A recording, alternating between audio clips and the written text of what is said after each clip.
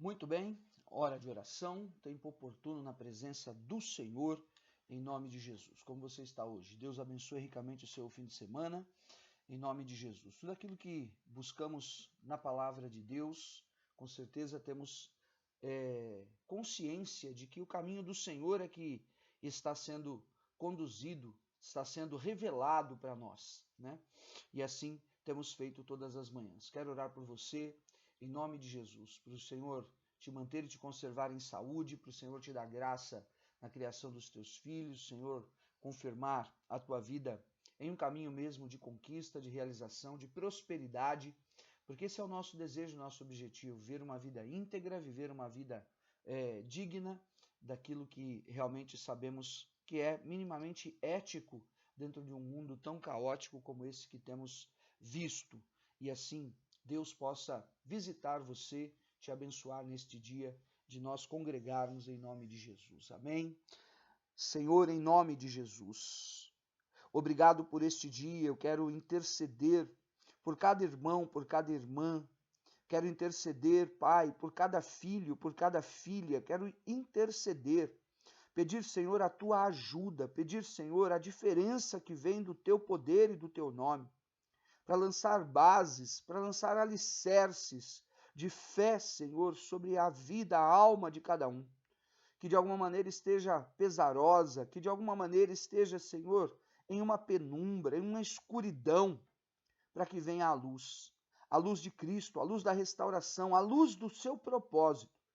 Em nome de Jesus, visita e alcança o enfermo, caído, Senhor, aquele que está com as áreas da sua vida paralisada, o que está, meu Deus, em alguma pendência, carência ou necessidade. Dá graça para a salvação, dá graça pelo teu Espírito Santo, seja, Senhor, chegado o reino de Deus, o tempo de Deus, neste lar, desta casa, nesta família, para te conhecer. Pai, visita e abençoa com a libertação, para que todo vício e toda, Senhor, intriga de Satanás e seus demônios, que tenha entrado por um caminho, saia por 7 caminhos. Eu declaro esta palavra em autoridade, pelo nosso próprio testemunho daquilo que o Senhor nos alcançou e se revelou ao nosso coração. Pai de amor, te pedimos hoje um caminho de crescimento, um caminho de restauração. E damos ao Senhor a honra e a glória, o louvor e a adoração, certos de que o Senhor nos ouve, que o Senhor livra, que o Senhor abençoa, que o Senhor guarda este lar, esta casa, esta família, em nome de Jesus. Amém.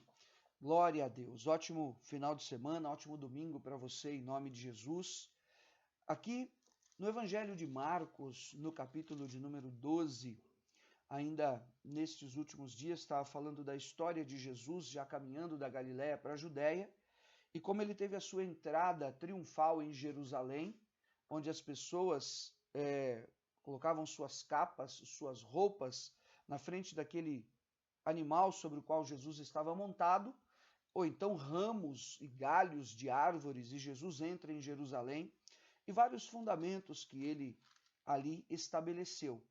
Nessa caminhada em Jerusalém, o Senhor começa a contar algumas parábolas. Ele fala sobre a parábola dos lavradores maus, que não respeitaram aqueles que o mestre havia enviado, e tampouco o seu filho, se reportando a ele mesmo, o Senhor, e já fazendo uma referência clara de que ele seria desrespeitado com a sua prisão e morte de cruz. E daí começam a acontecer várias passagens. Ele começa a ser questionado mais prontamente pelos fariseus.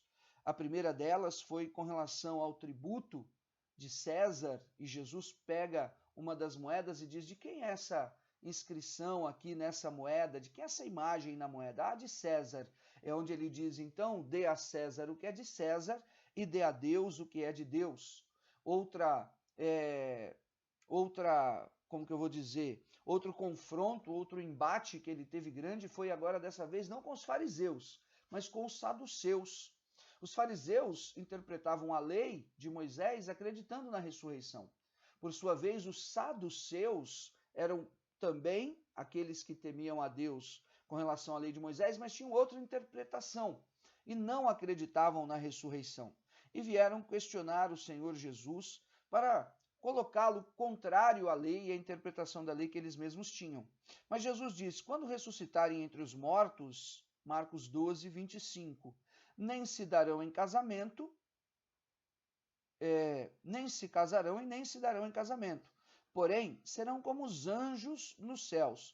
Quanto à ressurreição dos mortos, não tendes lido no livro de Moisés este trecho referente à sarça, como Deus lhe falou: eu sou o Deus de Abraão, Deus de Isaque, o Deus de Jacó.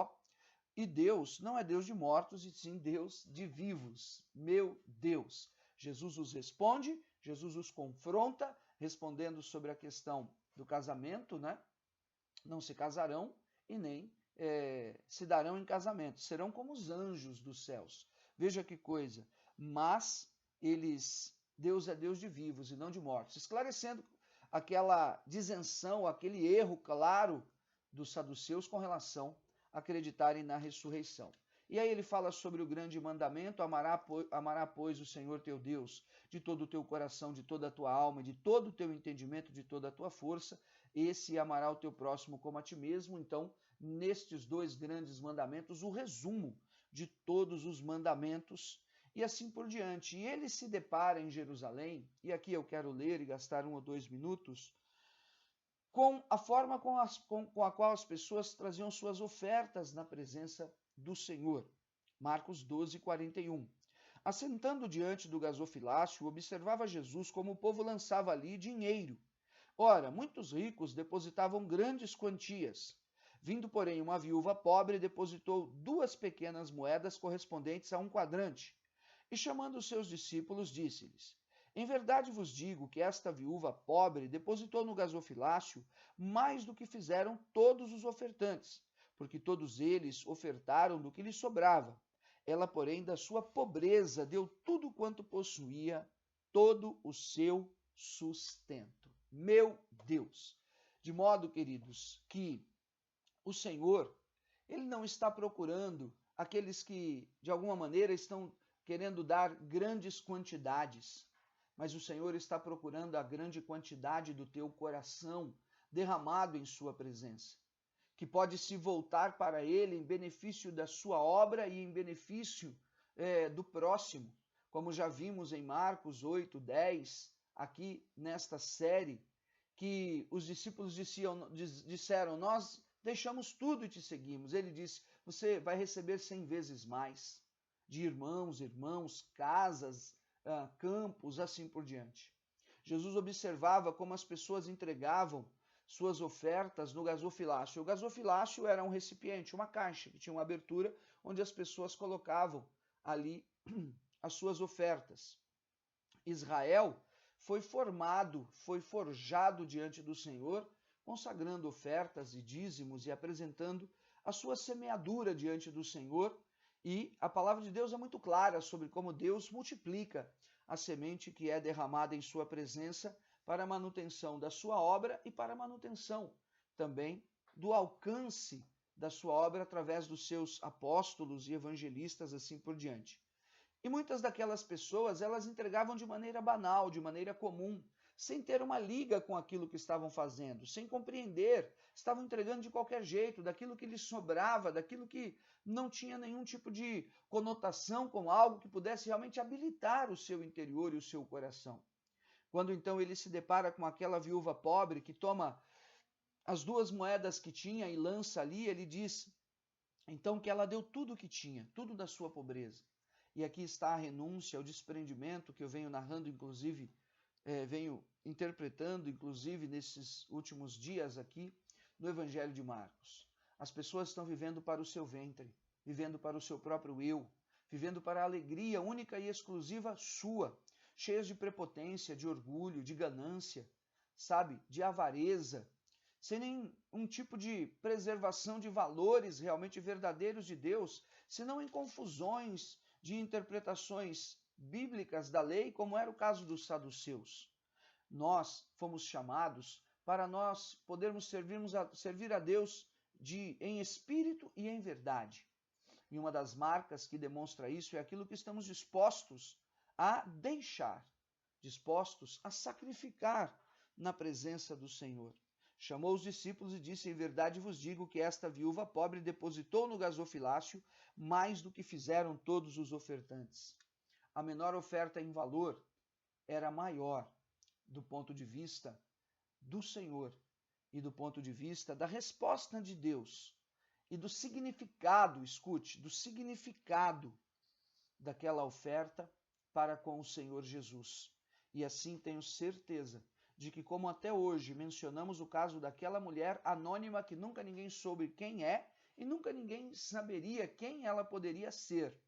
Não era dos nobres, não era dos grandes, não era dos saduceus, dos fariseus, não. Uma pessoa anônima, mas que com sua atitude ela agradou a Deus. E assim eu encerro no desejo, na oração e pedindo a Deus que eu possa ser uma pessoa que tenha atitudes que possam agradar a Deus, seja no gasofilácio, seja para o próximo, porque amar ao próximo como a si mesmo é o grande mandamento do Senhor que ele resume dentro desse capítulo 12 de Marcos. E também intercedo por mim e por você, para que nós não sejamos derrotados e destruídos por aquilo que a nossa língua pragueja contra qualquer um desses valores, porque talvez sejamos como os saduceus, que não entendiam o poder e a autoridade da ressurreição pela sua religião, pela sua religiosidade e forma errônea que interpretavam a lei. E muitos estão vivendo, eu acho, eu não aceito, eu não concordo, eu não posso. Mas na realidade não tem a revelação e que a revelação possa ser traduzida na tua vida. No caminho de você e eu, como aquela viúva pobre, anônimos da fé, possamos agradar a Deus e não a homens. Fica com Deus.